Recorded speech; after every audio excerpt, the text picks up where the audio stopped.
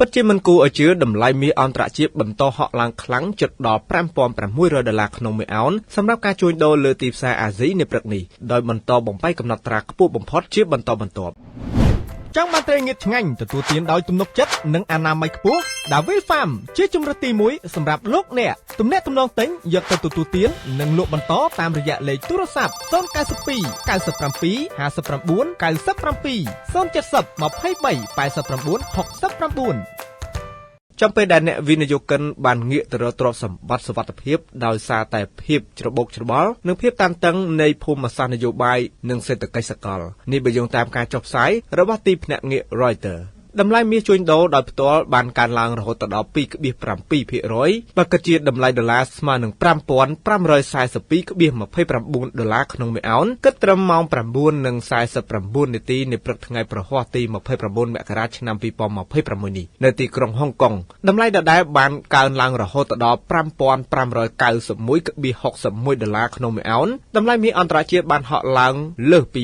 $5,000 ក្នុងមួយអោនជាលើកដំបូងក្នុងប្រវត្តិសាស្ត្រនេះវាបានកើនឡើងរហូតដល់ 10% រួចទៅហើយបើគិតតែក្នុងសប្តាហ៍នេះរាប់តាំងពីថ្ងៃទី1 ខែមករាមកតម្លៃមាសអន្តរជាតិបានហក់ឡើងកប់ពពកក្នុងអត្រាកំណើនរហូតដល់ 27% ឬលើស $1,000 ក្នុងមួយអោនបន្ទាប់ពីកើនឡើងប្រមាណ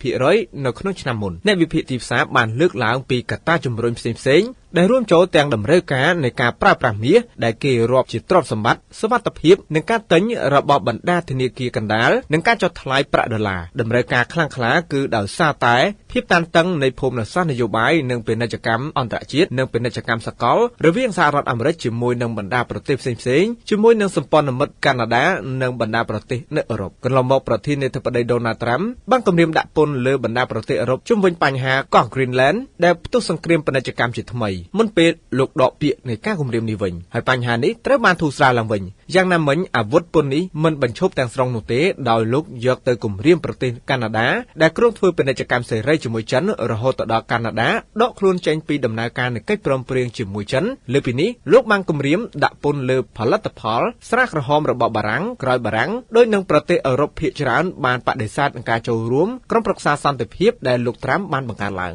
ភាពតានតឹងនៃភូមិសាស្ត្រនយោបាយអាមេរិកអឺរ៉ុបក៏បន្តកើនឡើងកម្ដៅផងដែរលោកត្រាំកាលពីថ្ងៃពុធក៏បានជំរុញឲ្យអ៊ីរ៉ង់ចូលតុចរចានិងសម្រេចកិច្ចព្រមព្រៀងមួយលើអាវុធនុយក្លេអ៊ែរដោយប្រមានថាការវាយប្រហារណាមួយរបស់សហរដ្ឋអាមេរិកទៅលើអ៊ីរ៉ង់នាពេលអនាគតនឹងកាន់តែធ្ងន់ធ្ងរខ្លាំងជាងនេះអ៊ីរ៉ង់ក៏បានឆ្លើយតបទៅវិញដោយគម្រាមវាយប្រហារតបតវិញប្រឆាំងនឹងអាមេរិកអ៊ីស្រាអែលនិងប្រទេសណាដែលគ្រប់គ្រងសត្រូវរបស់ខ្លួនទាំងពីរដោយឡែកកត្តាជំរុញតម្លៃមាសអន្តរជាតិមួយទៀតគឺពាក់ព័ន្ធទៅនឹងនយោបាយហិរញ្ញវត្ថុរបស់ធនាគារកណ្ដាលសហរដ្ឋអាមេរិកដែលសម្រេចផ្លាស់ប្ដូរអត្រាប្តូរប្រាក់បច្ចុប្បន្នពី 3.5% ទៅ 3.75% ដែលបន្តវិភាគស្ថានភាពសេដ្ឋកិច្ចអាមេរិកបន្តកន្លងមកលោកត្រាំតែងតែធ្វើទុកបុកម្នេញអត្រាប្តូរប្រាក់ដែលបង្កក្តីបារម្ភដល់អ្នកវិនិយោគិនឯករាជ្យភាពរបស់ធនាគារកណ្ដាលនិងរួមចំណែកទៅដល់កំណើនតម្លៃមាសអ្នកវិភាគទីផ្សារមួយចំនួនក៏រំពឹងថាតម្លៃមាសនឹងអាចហក់ឡើងប្រសិនបើភាពមិនប្រាកដប្រជាសកលនៅតែបន្តដែលធ្វើឲ្យការងាកទៅរកការជួញដូរទ្រព្យសម្បត្តិសុវត្ថិភាពកាន់តែកើនឡើង PNS TV ព័ត៌មានសម្រាប់ប្រជាជនកម្ពុជា